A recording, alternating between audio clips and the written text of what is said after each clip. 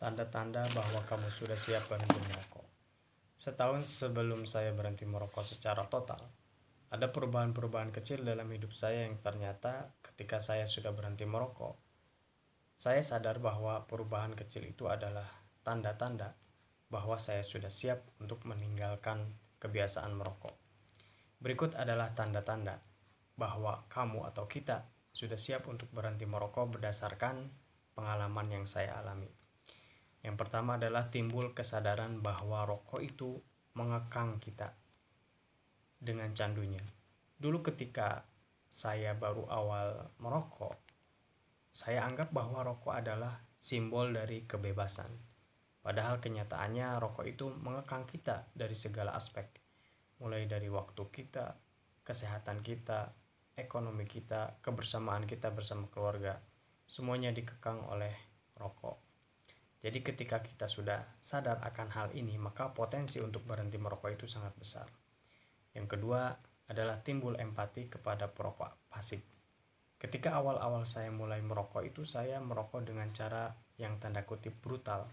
Artinya kadang-kadang saya merokok sambil BAB, merokok sambil mengendarai motor. Bahkan terkadang saya merokok sambil menggendong anak saya yang masih kecil. Ketika sudah timbul empati pada perokok pasif, maka kebiasaan-kebiasaan buruk yang saya sebutkan tadi itu perlahan-lahan saya tinggalkan, meskipun saya masih menjadi perokok aktif. Yang ketiga, tanda bahwa kita sudah siap untuk meninggalkan rokok adalah muncul pertanyaan dalam diri sendiri, dari diri sendiri. Sampai kapan mau begini terus-menerus? Ada momen dimana ketika saya duduk di depan rumah, kemudian saya mengambil sebatang rokok. Saya tempelkan pada mulut saya, dan kemudian ketika saya mengambil korek untuk menyalakan rokok tersebut, muncul pertanyaan dalam diri saya sendiri, dari diri saya sendiri. Apa mau sampai mati begini terus? Apakah mau terus mengulang-ulang hal tersebut sampai mati? Yakni timbul pertanyaan dalam diri, apakah mau merokok sampai mati?